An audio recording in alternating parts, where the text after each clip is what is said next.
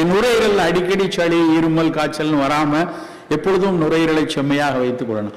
அதற்கு என்ன பயிற்சி செய்யணும், அதற்கு என்ன உணவு எடுத்துக்கொள்ளுதோ, ரொம்ப முக்கியமான இது கபகாலம், மழைக்காலம்.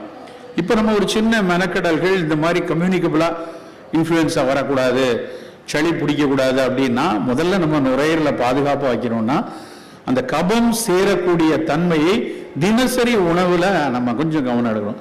எளிய விஷயம், ஒரு மிளகு, குறுமிளகுன்னு சொல்லக்கூடிய மிளகு வந்து அதுதான் நம்ம காரத்துக்கு காலகாலமாக பயன்படுத்தப்பட்ட ஒரு உணவு.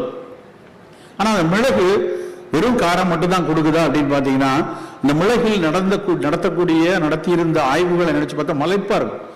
இந்த மிளகு வந்து அதனுடைய தாவரவியல் பெயர் வந்து பைப்பர் நைகிரம் அப்படிம்பாங்க. இந்த பைப்பர் நைகிரம்ல பைப்பரின் அப்படின்னு ஆல்கலைடு இருக்கு. இந்த ரெண்டு தாவர உட்கூறுகள் ரெண்டுமே நுரையீரல்ல சளி சேர்றத தடுக்கக்கூடியது. நுரையீரல்ல மூச்சுக்குழல் சுருக்கம் உருவாறது, பிராங்கோ கன்ஸ்ட்ரிக்ஷன் அப்படிம்பாங்க. அந்த சுருக்கத்தை விரிக்க வைக்கக்கூடிய ஒரு பிராங்கோ டைலேட்டர், இன்ஹேலர் யூஸ் பண்றாங்க இல்லையா, அந்த பிராங்கோ டைலேஷன் கொடுக்கறது வெறும் மிளகு செய்யும். அப்ப ஏன் நம்ம சாப்பாட்டுல சும்மா நம்ம என்ன காய்கறிகளோ கீரைகளோ எதை செஞ்சாலும் அதுல ஒரு 4-8 மிளகை சேர்த்துக் கொள்ளலாம். 10 மிளகு இருந்தால் பகைவன் வீட்டிலும் உணவு இருந்தலாம். அந்த பகைவன் வீட்டில் உணவு இருந்துங்கிறது அதுக்கான நச்சுத்தன்மையை போக்கும் அப்படிங்கிற புரிதல் தான் மிளகு சேர்த்திருக்காங்க. ஸோ உணவுல மிளகு சேர்த்துக்கணும். இந்த மழை காலங்கள்ல நம்ம நுரையீரலை சரியா வச்சுக்கிறதுக்கு அப்படின்னு ஒரு சின்ன மெனக்கடல் அப்படின்னா மிளகு. ரெண்டாவது அதே ஃபேமிலியில இருக்குது திப்பிலி.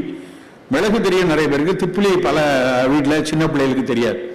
அது மூலிகைகளாகத்தான் பார்க்கக்கூடாது. ஆனா திப்பிலி கேரளாவில் கேட்டீங்கன்னா எல்லாருக்கும் தெரியும்.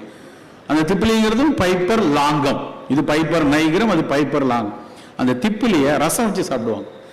திப்பிலி ரசம்ங்கிறது சளியை அறுக்கக்கூடிய, நுரையீரலில் இருக்கக்கூடிய சளியை அறுத்து வெளியேற்றக்கூடிய தன்மை உண்டு.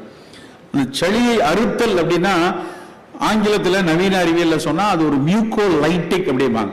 மியூகோஸ் ஒட்டி இருக்கு, அதை அடுத்து வெளியே தள்ளணும். மியூகஸ் வெளியே போயிடுச்சுன்னா ஃப்ரீ ஆயிடும். அந்த தன்மை உள்ள ஒரு பொருள் வந்து திப்பிலி. அது அதே மாதிரி ரொம்ப எளிய ஒரு மூலிகை, நம்ம தேநீரை அருந்தக்கூடிய ஒரு மூலிகை அப்படின்னா கரிசலாங்கண்ணி, வெள்ளை கரிசலாங்கண்ணி. அந்த வெள்ளை கரிசலாங்கண்ணி இன்றைக்கு அதுல நடந்துகிட்டு இருக்க ஆய்வுகளை பார்த்தா மலைக்க வைக்கிறது. அந்த வெள்ளை கரிசலாங்கண்ணி கோவிட் காலத்துல எதுக்கும் இந்த கரிசாலை வந்து கோவிட் நோயில வந்து வரக்கூடிய நுரையீரலில் இருக்கக்கூடிய ஒரு நியூமோனிட்டிக் கன்சாலிடேஷனுக்கு பயன்படுமா, அந்த வைரஸ் செயல்படக்கூடிய திறனை கொஞ்சம் அது மட்டுப்படுத்துமா அப்படிங்கிற ஆய்வுகள்லாம் கம்ப்யூட்டேஷனல் பயாலஜிமாங்க. அந்த கம்ப்யூட்டேஷனல் பயாலஜியில இருந்து கரிசலாங்கண்ணியை வந்து ஆய்வு செஞ்சாங்க.